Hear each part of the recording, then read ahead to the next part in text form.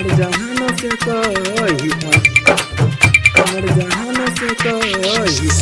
कि दिलवा के बतिया कबूतरा हमर जहान से कही सुमित संगम जय मां सरस्वती रिकॉर्डिंग स्टूडियो सिसवा कि दिलवा के बतिया कबूतरा हमर जहान से कही हमर जहान से कही कि दिलवा के बतिया कबूतरा हमर जहान से कही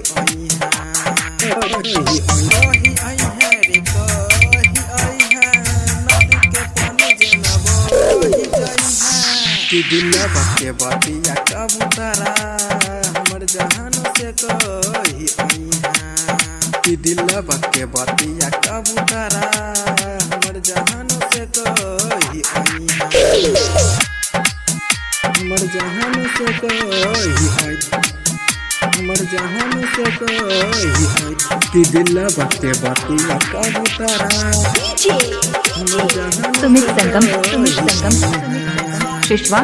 कि दिलवा के बतिया कबूतरा जय मां सरस्वती रिकॉर्डिंग स्टूडियो सिसवा कहर छिए प्यार ओकर से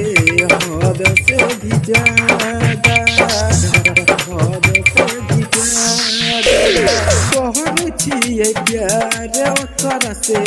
हद से भी ज्यादा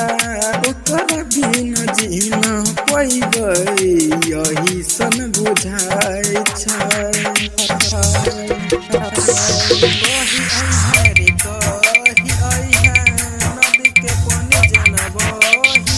दिलवा के बतिया कबूतरा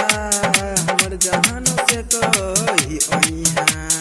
कि दिलवा के बतिया कबूतरा हमर जहान से कही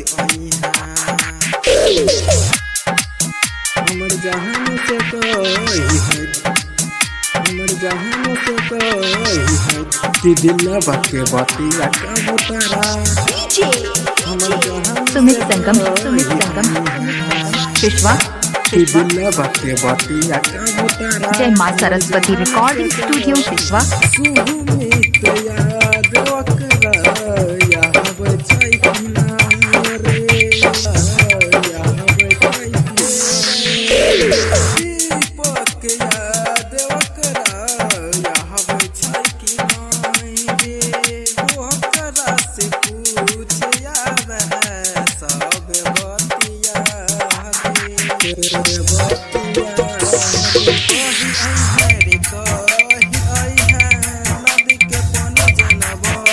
कि दिलवा के बतिया कबूतरा हमर जहान से कही कि दिलवा के बतिया कबूतरा हमर जहान से कही जय मां सरस्वती रिकॉर्डिंग स्टूडियो सिसवा